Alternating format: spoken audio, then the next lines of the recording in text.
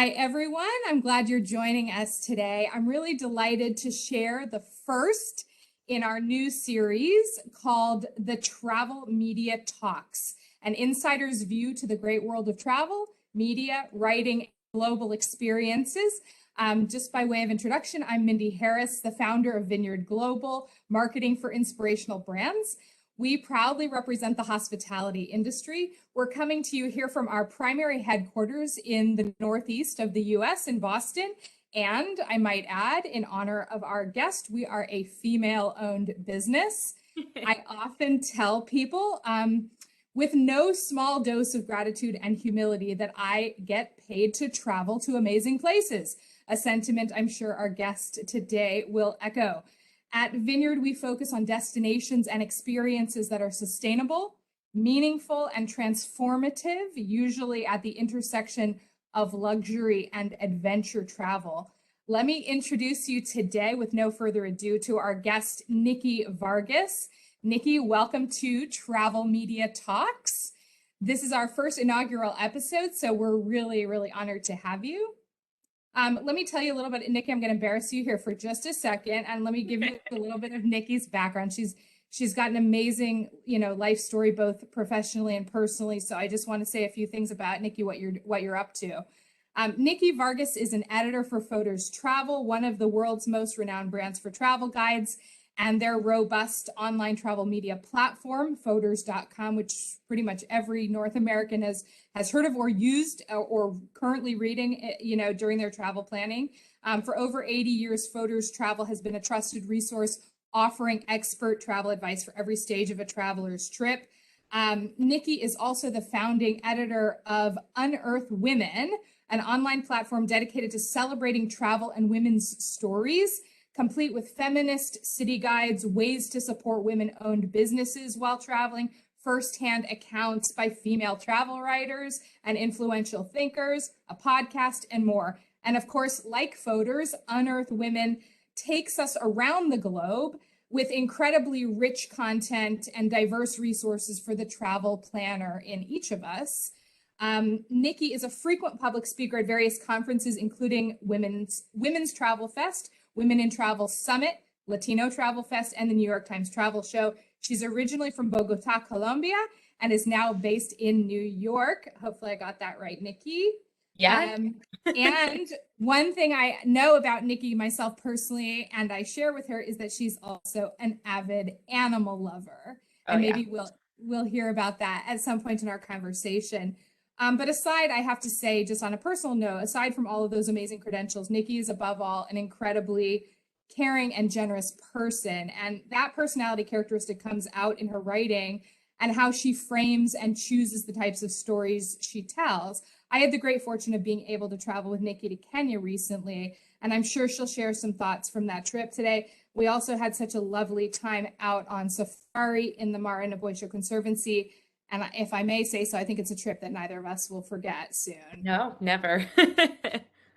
So after all that said, Nikki, I hope I got all of that right. Welcome, and why don't we get started? Well, Thanks for joining for having us. me kick this off. How very exciting. What a very nice introduction. Sure. Well, it's all of it's well deserved and hard, I'm sure hard won, all of those wonderful experiences that you've been through.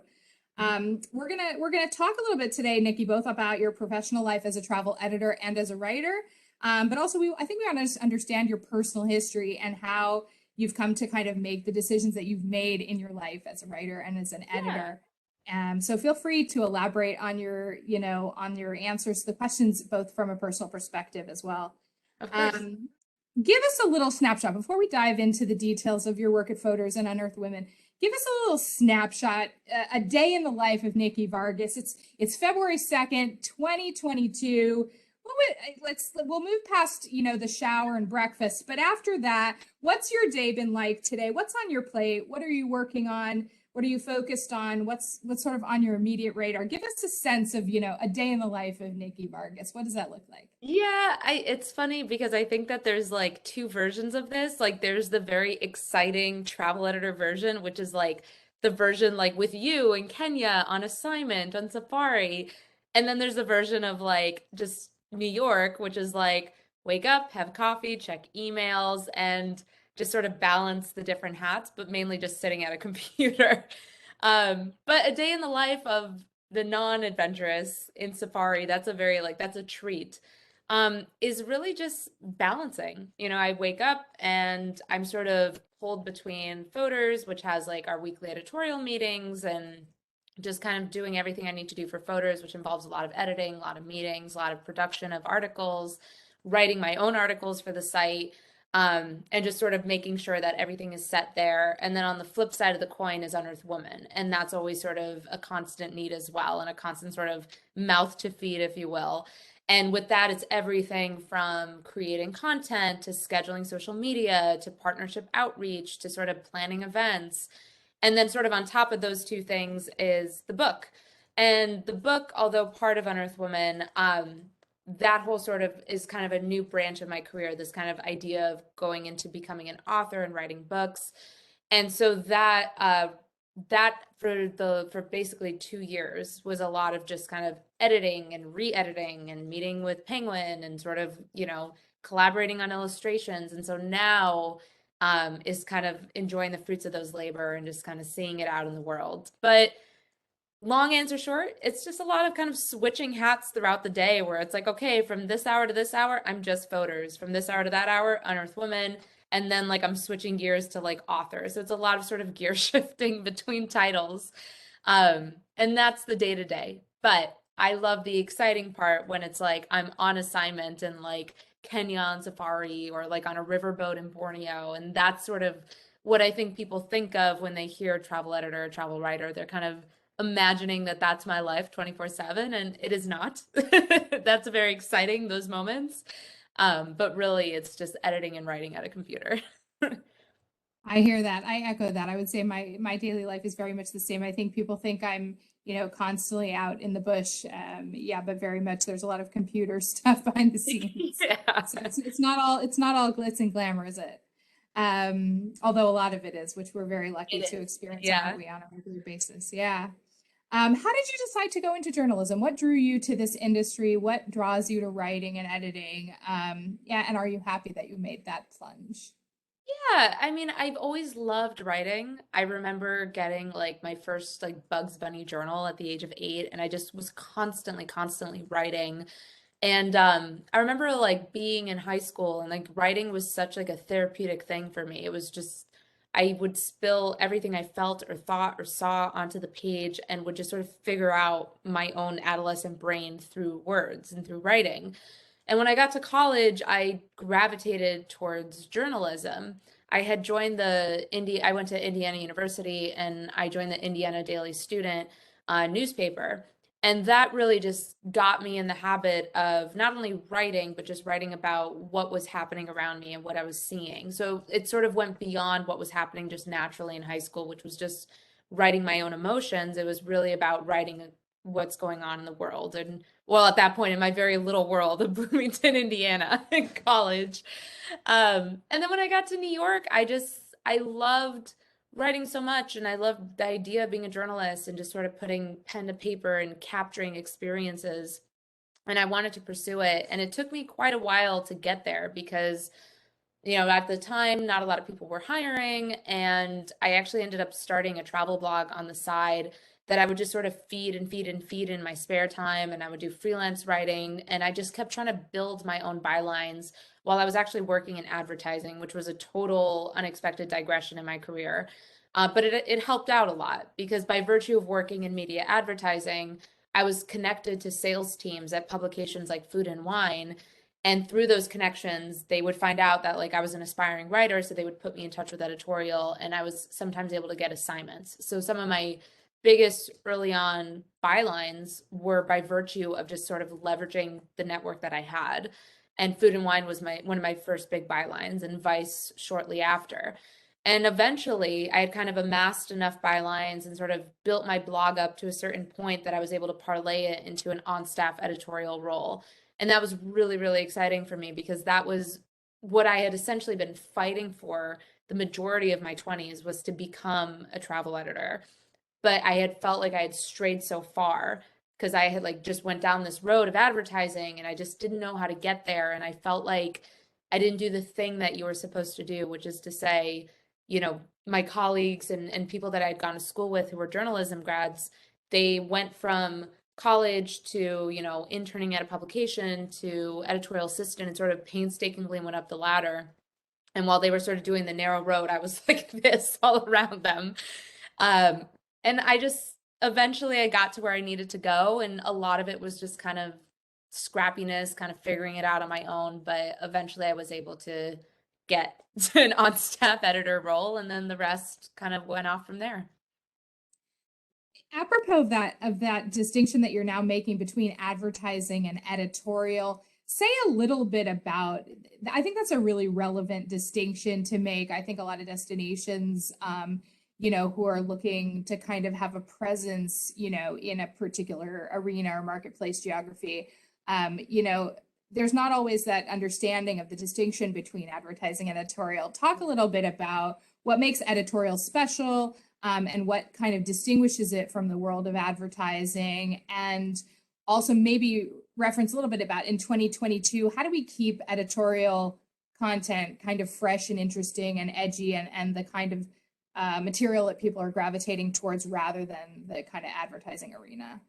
Yeah, so I used to work in advertising. I actually did a stint in PR. I used to work for Ketchum Public Relations for like a year.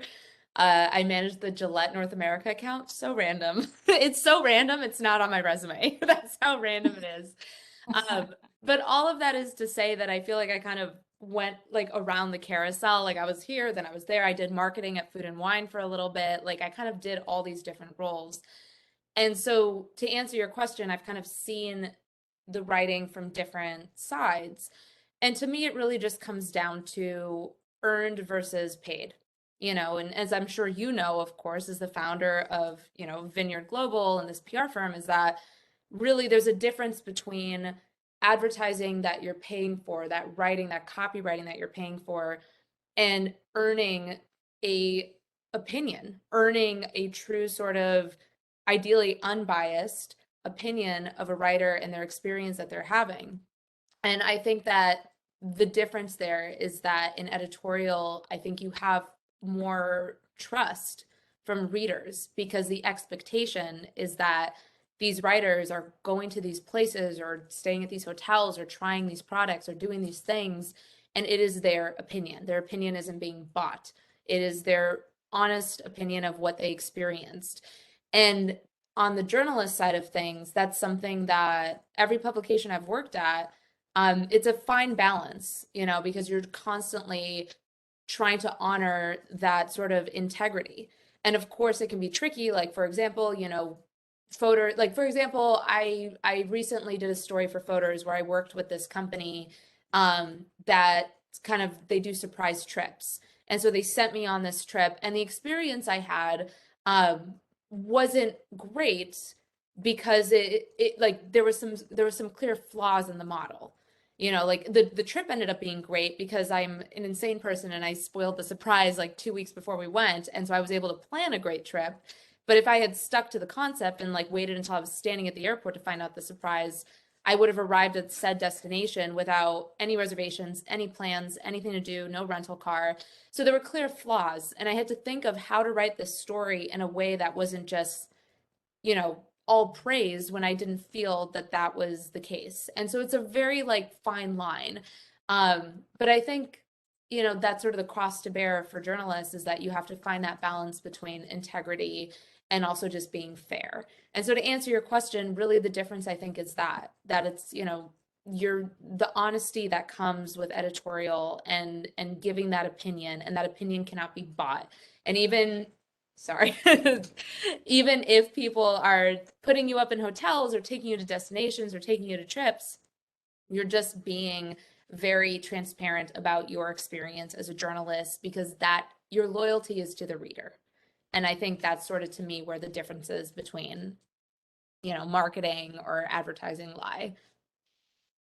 So that's a great distinction to make. And so when you're making decisions, let's say for Fodor, let's use Fodor's for a second. We're going to talk about Unearthed Women in a minute. when you Mhm. make decisions about photos and you're trying to determine what you're going to write about, what destinations you're going to cover, how you're going to create a storyline, how you're setting your editorial calendar for the year, and what kind of, you're framing things and you're making choices on how to talk about travel, and you're thinking about your readership, what comes into play when you are making those, critical decisions that really are featuring destinations, etc. Yeah, I mean, I think the answer is twofold. So, on one side are the stories that I will write and that I will gravitate towards. And that's a very separate answer from what the team will do and what we as an editorial team decide. So, I'll answer both. So, when it's me, um, it's especially now, like in my 30s as journalists, like, and when I was in my 20s, everything was just like so excited about like the press trip that I felt like I wasn't as discerning as I should have been. Now it's very different. So now, when I'm picking story topics, it's very important to me that the stories I'm writing, I know that I can sort of deliver on. And I guess to sort of explain that, like, for example, our Kenya trip. Going into the Kenya trip, I remember you and I were emailing about like potential angles and things. And like that is so important to me because I'm not just, yay, a trip to Kenya, like I'm thinking ahead of the trip, like what can I write about? What is interesting to me? Understanding that that may tweak as I'm traveling, that, I might discover something that sort of piques my interest more than like what I thought I was going to write about. But it's really important to me to know that going into a trip, there are things that I know that I can pull from and that I will find a compelling story with. And I think that for me as a writer, that's what I gravitate towards too. Knowing that again, the loyalty is to the publication and readers, and I want to find something that really is going to be compelling to them as opposed to just we've all seen those stories that are just kind of clearly the writers just taking a 1 week trip in the Caribbean for themselves and they're just kind of like writing it off and you're like, okay, great. Like I want to look for those stories that have more of sort of an angle to it. On the side of Fodors, we work as a team. We go through hundreds of pitches every week together, sort of looking at what writers are pitching us, deciding, what's a fit for the publication. But also, in addition to that, is sort of just seeing what's going on at that point in time and in the industry. So as we're sort of going through pitches, we're also looking at, for example, Valentine's Day coming up. We need Valentine's Day content. Or we're looking at analytics and thinking, okay, our slideshows are doing really well. We need more big splashy slideshows to sort of boost traffic up this month because maybe last month was down. So there's, with Fodors, everything is sort of informing the decisions there, from like analytics on the back end to trends in the industry to just the point of time that we're in and sort of contextualizing that. And also things that are just of personal importance. So, with us and our team, diversity is of big importance. And so we're really trying to actively choose stories that highlight diverse voices, that highlight diverse writers. And that's something that we're always looking for in our pitch inbox too. So it's sort of two different buckets of like my personal preference and what I look for when going on assignment and when picking press trips and when picking stories. And then as an editorial team, what we're choosing in terms of the publication. So would you say it's like an accurate statement, I think, to advise destinations that, they have to really understand that when they're approaching journalists like yourself who are really making these conscientious decisions about story angles and so forth, leaving sort of folks aside who are just kind of randomly going on trips just for their own personal benefit. But when we're really sort of seriously working with publications, that they really need to be thoughtful about the stories that they're offering up, that it can't just be about, oh, look, we've got the nicest, plunge pool, or, oh, we're the prettiest destination. Like it's got to be about more. There's got to be a storyline that really meets the need of the reader, and that what makes a destination attractive to a writer and a publication is the alignment of that narrative and the alignment of that story to the needs of the publication and the needs of the reader. Would you Yeah. agree with that? Yeah, I mean, look, at the end of the day, there are publications that those sort of surface level, like this has a great plunge pool, this is a great hotel, like pack XYZ to come here. There's a place for those articles that, there's publications that that's what they're looking for. So I think if you're in the position of pitching writers to come on a trip or work with your brand or work with your clients, I think it's twofold. I think it's one, knowing the publication you're pitching, of course, but also knowing the writer you're pitching, which is really kind of as simple as just taking a quick glance at their previous bylines. So for me, for example, if you were to look at my bylines, you're going to see that a lot of my stories tend to gravitate towards human interest stories, profiles of people that are doing interesting things. There's a fair share of animal stuff in there. So you're going to sort of get a very idea of kind of what piques my interest. And if someone were to pitch me to that effect, I would hope that they would say, okay, Nikki at Fodor's, we're doing a trip, and if you were to come with us, we could introduce you to a woman-run shelter. We could introduce you to this person who's doing this, running this great nonprofit, and sort of choose those points of interest, judging off of what I've sort of done in the past. And I think just sort of taking the time to kind of offer those little nuggets of information that can sort of pique a journalist's mind and be like, that could be a good story angle, I think is important. Because I've gotten press trip invites that kind of run the gamut. I've gotten the ones that are very thoughtful of, you'll be doing XYZ and meeting with XYZ person, and I think it's a great fit for you in this publication because of this. And I've gotten ones that are like, we're going to St. Lucia for a week. Do you want to come? And it's like, well, that sounds lovely, but what's the story? Understood. Tell us a little bit about now. We're going to shift gears a little bit, and I want to hear more specifically about Unearthed Women, because I definitely see Unearthed Women as a manifestation of you personally, Nikki, and your journalistic and both personally and also professionally. I see it as a manifestation of your own interests and your own, angle, how you kind of frame the world. So tell me about that as an initiative, how you got it off the ground, where it came from, how it's evolved, and what's happening with it currently. It's a great platform, by the way. Thank you. Yeah, so Unearthed Woman, it's funny because when I started Unearthed Woman, I had actually just been laid off from my job as travel editor at a publication that sort of went through this giant slashing of jobs in their New York office. So they were pivoting their editorial model, and they ended up laying off like half of the editors of the New York office because they were effectively cutting off the heads of different editorial departments and just sort of leaning on user generated content. So it was a bloodbath. It was an absolute corporate bloodbath, and I was part of it. So I remember just being so devastated because, this was a job that was really my first on-staff editorial job. And again, as I had mentioned, I had spent so much of my 20s trying to get to this point, and I was there and I was so excited. And then I was sort of thrown out the door like 2 years later, and I was just devastated. So I remember sort of thinking about what I could do next. And there was this kind of crystal moment where I was interviewing for a job in Brooklyn, for a startup founder, this mail-run publication that was sort of just getting off the ground. And I was sitting in his office telling him all the things that I could do to help his publication grow. And I remember stepping out into the streets of Brooklyn, and it was like a cold month. It was like, I think it must have been like March or like end of February, but it was like super cold, and it was just me by myself on the streets of Brooklyn. And I remember thinking to myself, like, what would it look like if I poured all the things that I said I would pour into this guy's company into myself? What would that look like? And I went home that day and I had a big glass of wine and I sat on my couch and I started thinking about what I wanted to do with this newfound time that I had.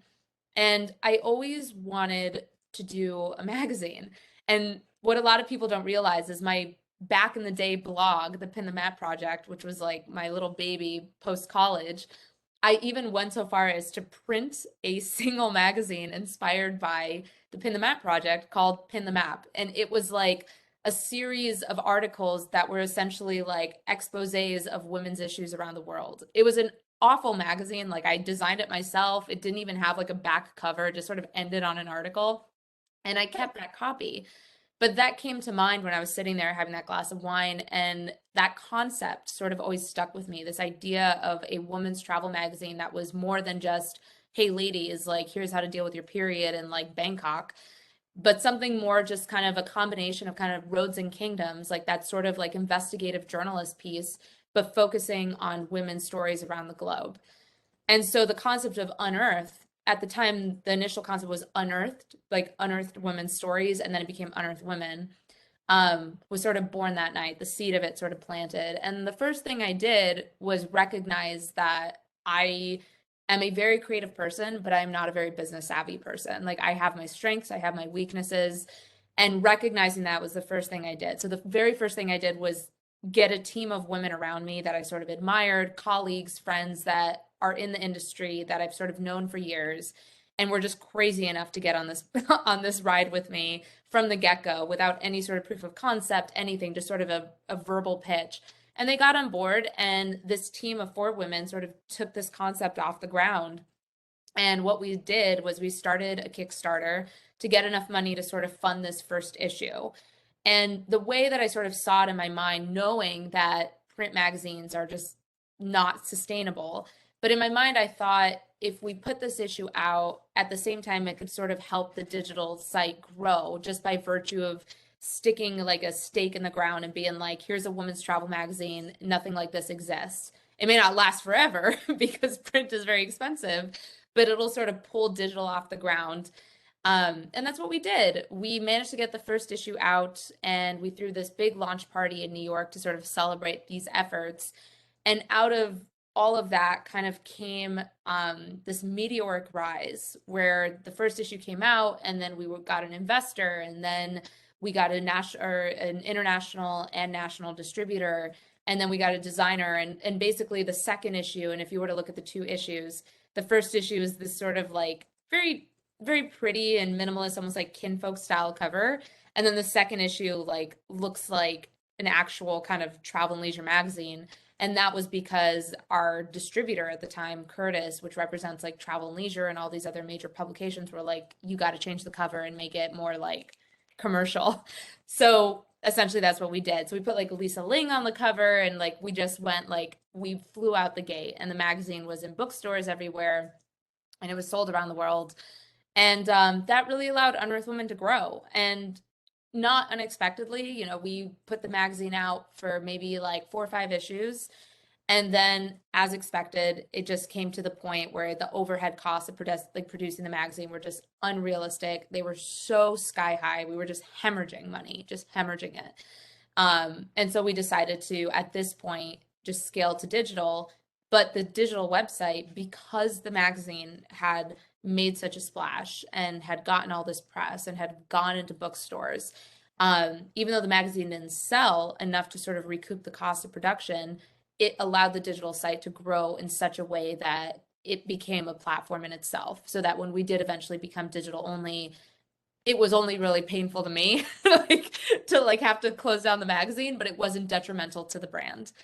And that's where it exists today. You know, we continue to put out these stories and to celebrate women, and everything we put out is really female centric, whether it's about arming female travelers with the information they need, or spotlighting women-owned businesses, or profiling women that are doing cool things. It continues to be this place where it's travel sort of through the lens of women and through the lens of showing travelers how to support women wherever they go. I think that's great. I love this story. I resonate with it a lot personally. I have to say, Nikki, I personally identify also as a creative.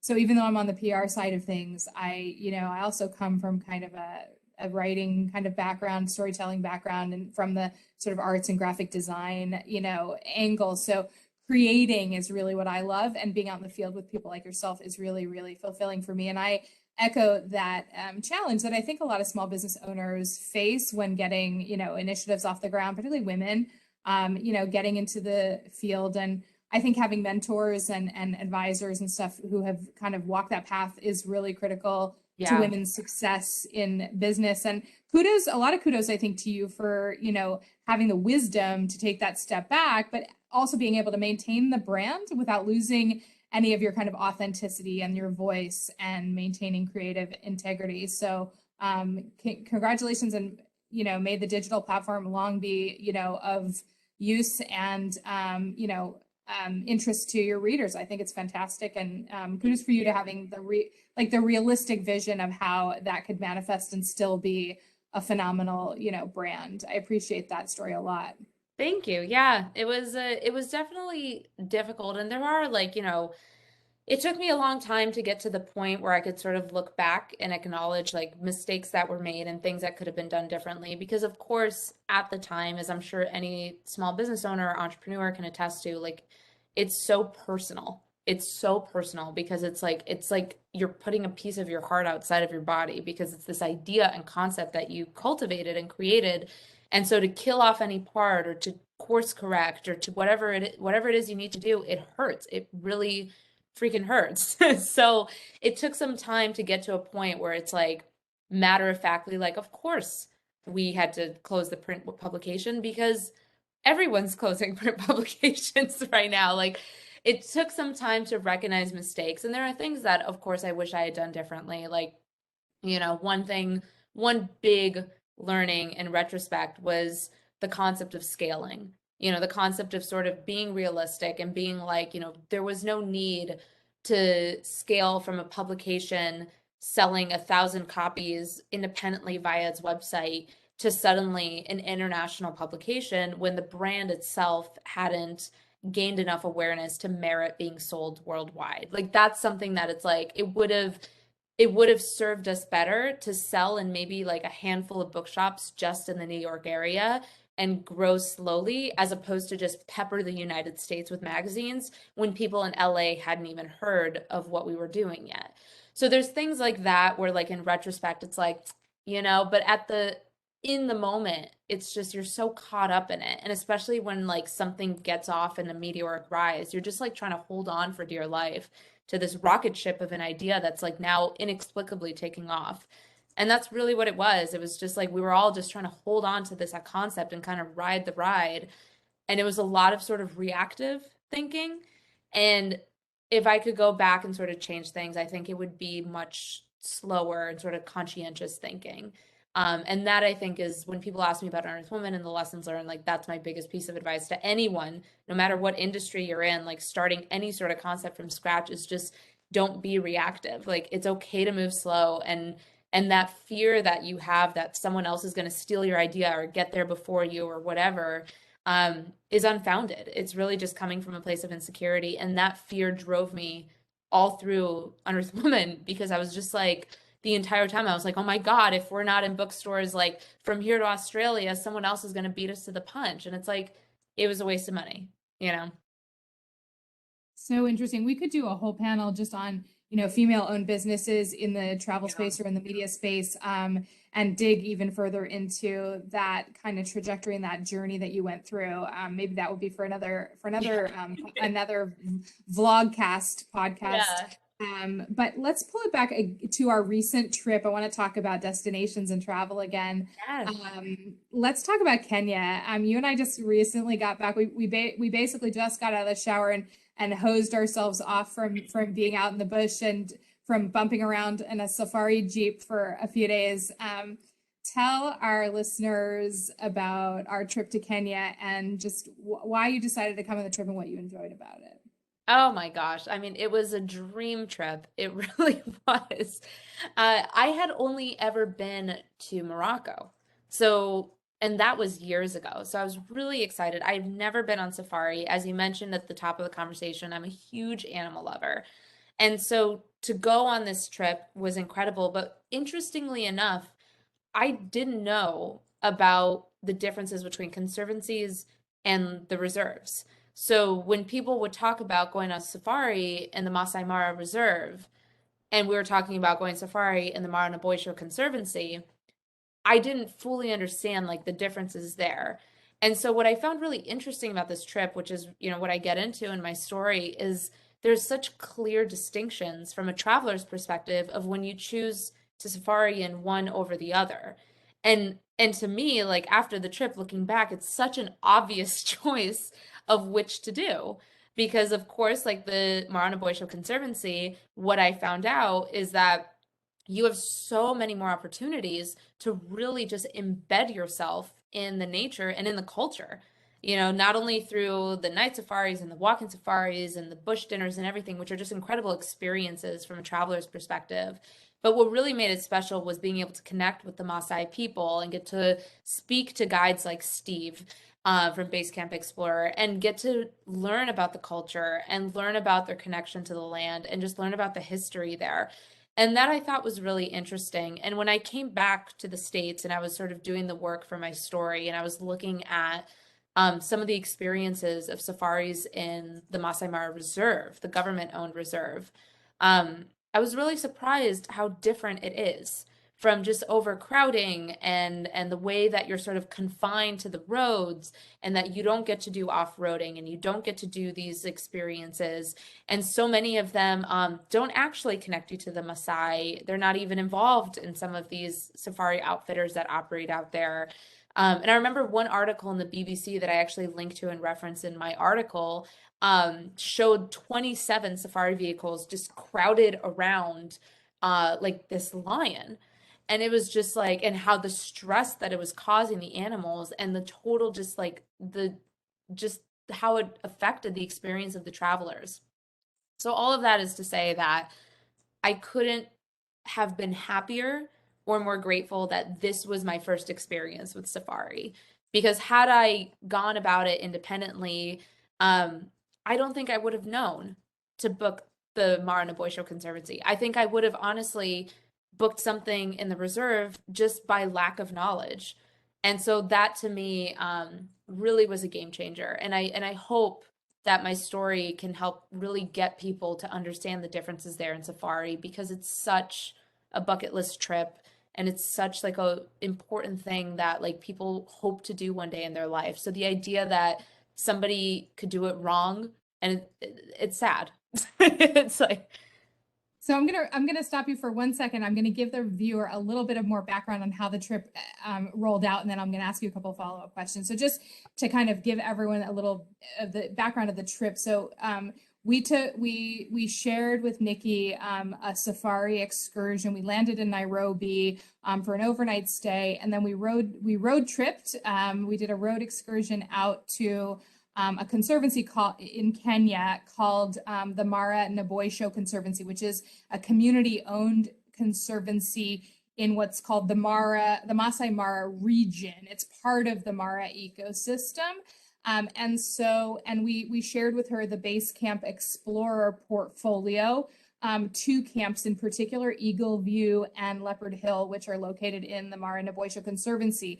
And what came out of that trip, which we were very pleasantly surprised, which we didn't actually even know when we got back, that apparently struck Nikki very strongly, apparently, was just the power of taking a safari in a community-owned conservancy, and that factor in terms of making a safari decision for a traveler is really what kind of impacted you.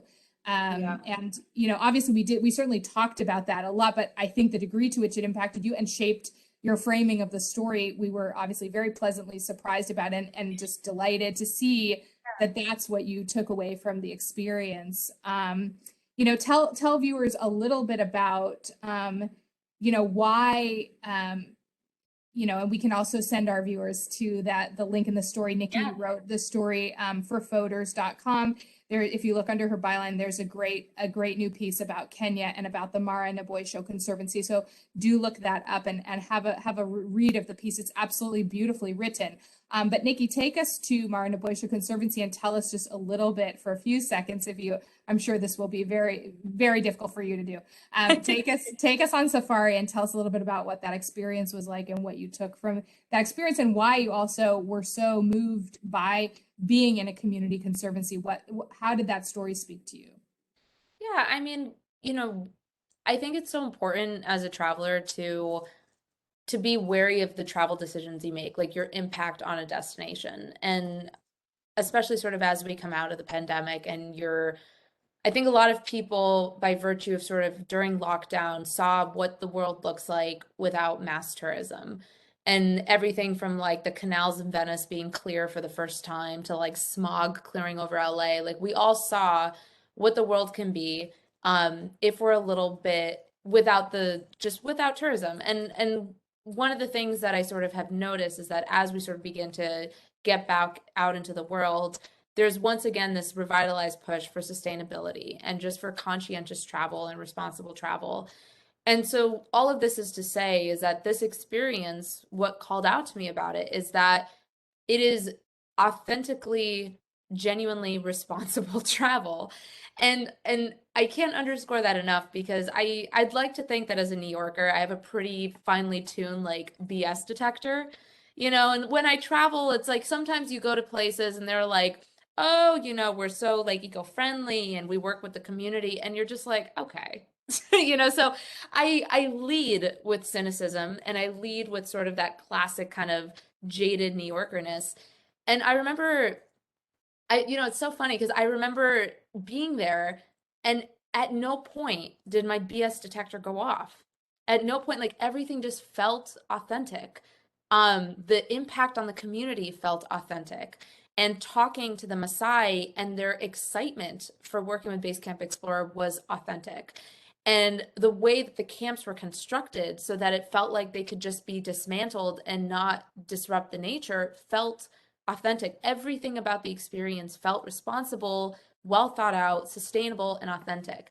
To the point, and it's so funny, to the point that when I finished the story and I sent it to my managing editor at Fodor's, and she's also quite a finely tuned BS detector, having, been in New York and now living in LA, she read it and she pinged me and she goes, it's so funny because I was reading your story and I kept waiting for the part where I was like, yeah, okay. And she's like, it never came.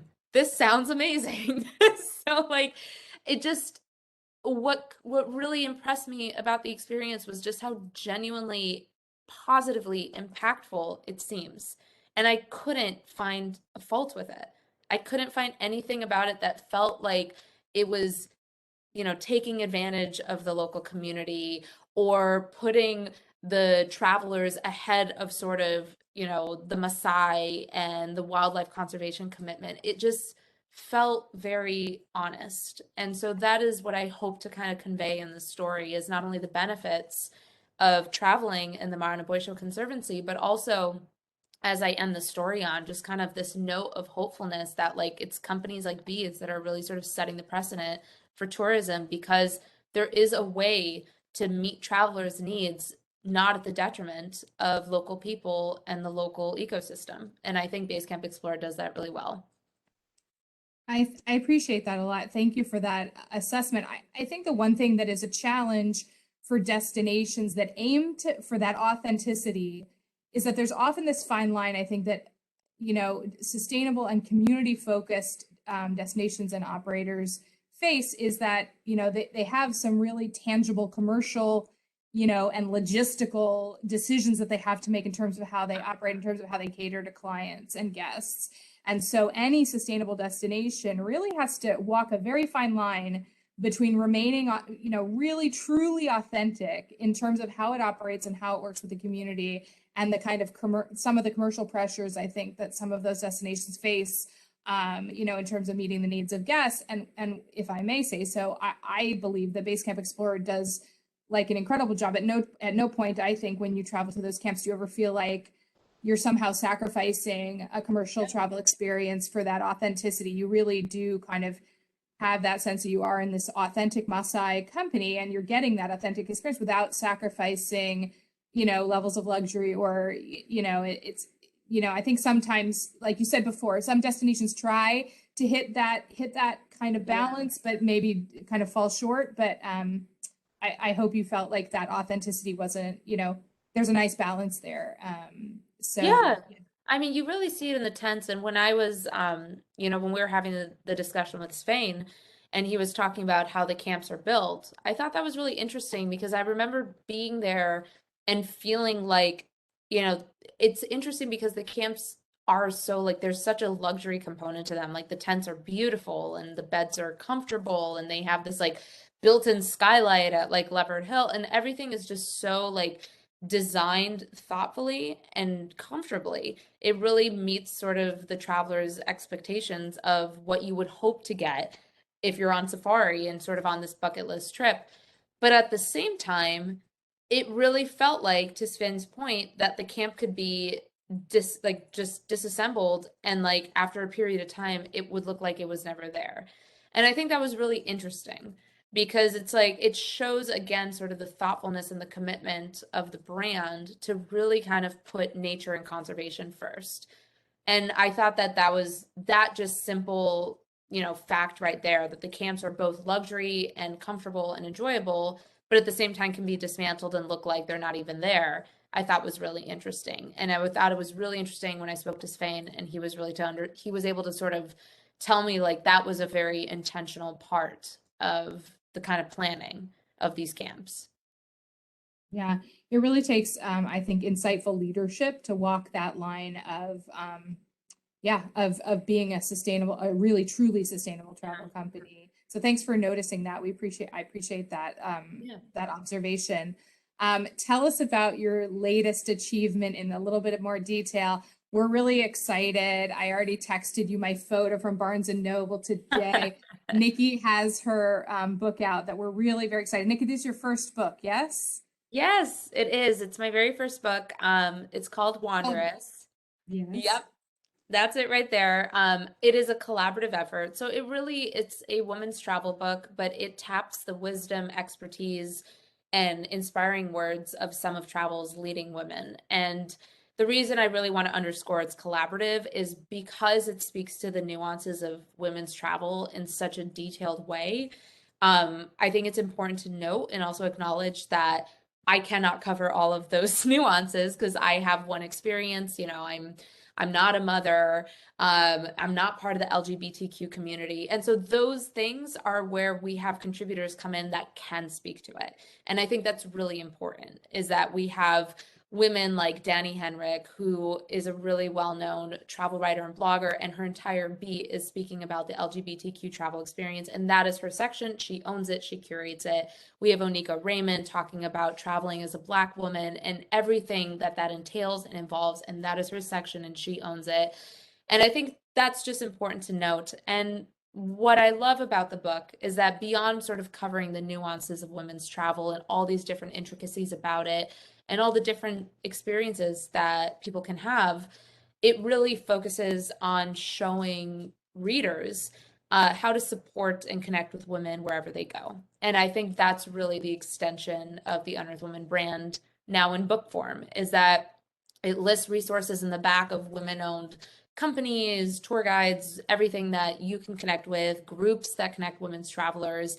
It references women-owned businesses. It shows you how to sort of put together a feminist city guide, which is the Unearthed Woman concept of sort of these travel guides that focus on spotlighting women's history, women-owned businesses, women-owned hotels, female chefs, and kind of giving you an alternative travel guide to a city.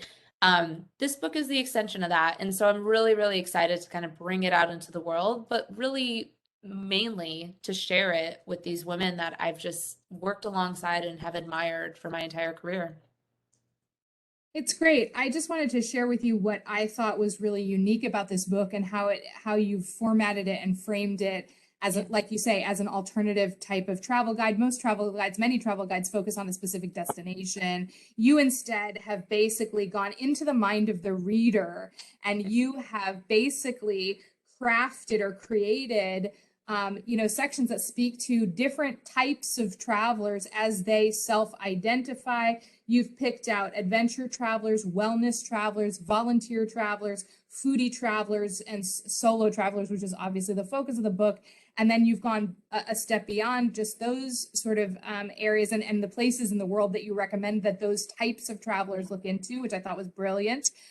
You've also then, of course, as you've mentioned, you've gone into travelers of color, you've gone into LGBTQIA travelers, and so what you've done is you've reached into the pool of women travelers, anywhere and everywhere, and you've sort of anticipated areas of interest and ways of self-identifying, and you've, I think, invited those folks, those travelers. I mean, it's very traveler focused, right? It's really meant for the average consumer traveler to use as a guidebook.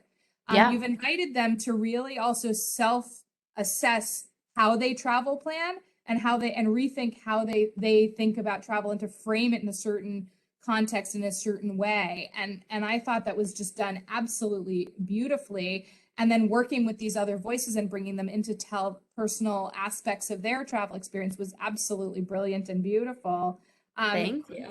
How did you come? How did I assume that the framing, right, like identifying travelers in their particular demographic and in their particular need as a reader, that sort of comes out of Unearthed Women for sure. I think Yeah. But do you want to say anything else about how you came up with the format and the framing of the book? Because it's so different than most destination guides. Yeah, I mean, it never was a question of it being a destination focused book. Like it was always going to be this exhaustive resource of travel information. And the goal is that this is a reference book. And as I say sort of in the introduction to the book that I wrote, um, I want this to be a book that's like has sand in its pages and, you know, has flowers from Tuscany bookmarked and is worn and everything. I want this book to be a travel companion. And that's sort of what it's meant to do. It's meant to be this reference book that you sort of turn to if you're in the middle of trip planning. It tells you travel hacking. If you're packing, it helps you. It's supposed to serve every sort of traveler. And while the book is focused on the woman's travel experience, it's not to say that, you know, people who do not identify as women can't find useful information in there, because there's information on packing, on travel hacking, on affordable travel, on what to do in case of emergency. And that does go beyond sort of the female identifying travelers. But the format of the book, you know, it really, again, was a collaboration with Penguin and the Clarkson and Potter imprint. Clarkson and Potter, you know, they do a lot of sort of home and gift books and a lot of cookbooks, a lot of sort of like coffee table books, reference books. They don't do novels. You know, so it was always going to be this sort of interactive book where readers can kind of turn to, or there'll be quizzes, there'll be worksheets, there'll be things that sort of allow you to engage with the book. And it was always going to be this sort of beautiful, colorful thing that you could carry. So a lot of the format and is informed by just the brilliant people at Clarkson and Potter who knows what works for their brand. And they sort of came to us and were like, we love what Unearthed Woman is. We love what you're doing. Have you ever thought of doing a book? And we were like, yeah, we thought about it. They're like, what about this? And we were just like, that's an amazing concept. And we all just ran with it. That's awesome. I'm really happy for you, and I can't wait. I've already started making notes in the margins of my book, Yay. and already finding travel hacks for my next trip. I'm all excited. Oh, I'm good. definitely taking it with me, and obviously we could have a whole conversation about Kenya, but also we tend to focus on female related activities and engagements where Yeah. with the destinations that we represent as well. So this is very personal to me, and I take it very much to heart as well, because it's definitely what we're about in our agency as well. So I'm very excited about using this book. Um, Yay. think about the future of travel in the next year. What do you see? Let's wrap up with, is there a light at the end of the tunnel? Should travelers be traveling? What are you excited about in the coming year? How can we kind of leave our viewers with, an excitement about sort of international travel resuming? And what do you see on the horizon in terms of traveler trends? Yeah, I think that there's absolutely light at the end of the tunnel. I think we're already starting to see it. I have a very high hope that because Omicron's moving so quickly through us, that we're going to be ushered into herd immunity and that travel's just sort of going to blow open once the warmer months hit. That is where I'm holding on tight to that optimistic thread. But from a travel editor's perspective, all signs point to go. You know, we're seeing that everyone's excited about travel planning. We're seeing that people are already starting to plan those international trips. I think there's going to be a really big travel surge come spring, come summer, come the fall.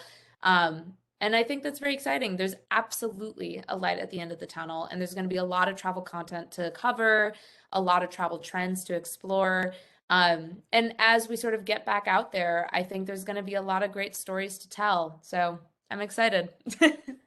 Well, we're excited too. It's been, a slow few years, and we're all excited to get back out into the field. I think those of us who work out in the field, we love we do it because it's a labor of love, and we love being in the destinations that we cover.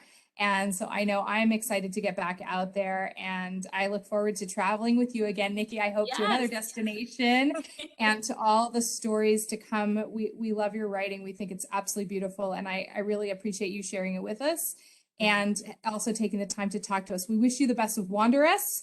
And we hope the book is very successful, and we will, obviously be following you on Fodors and on Unearthed Women. So thank you for the time today, Nikki. We appreciate it. Thank you so much. This was an awesome chat. I'm looking forward to see who you talk to next time. Awesome. I'm sure you will know many, if not all, of our guests in our upcoming series. Thank you so much, Nikki Vargas from Fodors and Unearthed Women, for taking the time to chat with us. And we hope you have a wonderful February. Take care and stay warm this winter. Bye, everyone. Thank you. Bye.